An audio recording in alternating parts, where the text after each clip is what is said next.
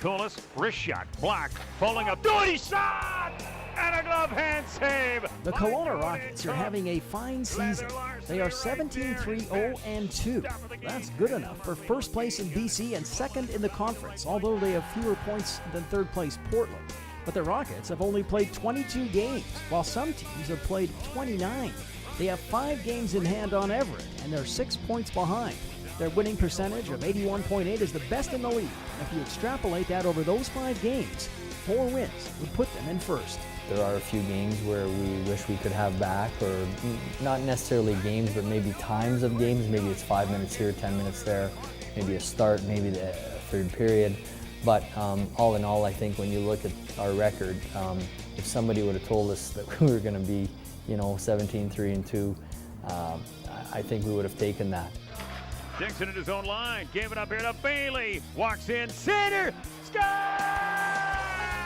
They've had big gaps between games, and most teams like to have their games spaced out more evenly, especially if they get on a roll. But the team has been able to use the downtime effectively. I think when you play a game or two and then you have 5 or 6 days off, you never know how the team's going to start playing again. Ryan Huska has done a great job of being able to monitor that, in the sense that guys typically are ready to play after that layoff. Blame it on the computer. For the first time, instead of having GMs hash out a sked in a room, the league decided to use a computer, and that meant a lot of home games for the Rockets early on, 13 compared to 9 on the road, and a scarcity of games as well. The Rockets are now going to have to catch up to the other teams in a hurry, and that means 11 games in the next 19 days. After the Christmas break, the team plays a further 19 games in 37 days. That's never fun. It can be challenging, especially if you start going sideways a little bit, or all of a sudden guys aren't playing the right way, and now you don't have the practice time to correct certain parts of your game, and that's where it gets frustrating. Now, in saying that, if you can hit those stretches when you're playing really well, then you welcome it, because everybody's firing in all cylinders.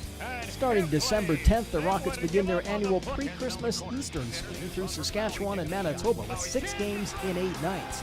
But that is a trip they choose to do, and in the past, they've done quite well. Last year, they only dropped 1 of 5 in the last game.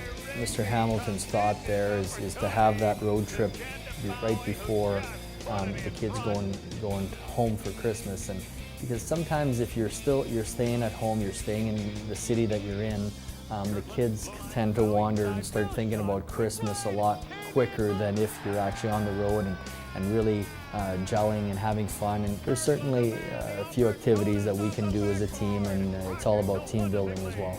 The good news is the Rockets are 8-1 on the road this season. He's got a man, Chartier racing to the net. The pass taken away, got it right back. Bailey in alone, across for Franco, scores! One thing for fans to look forward to on the schedule is the first ever teddy bear toss on December 6th.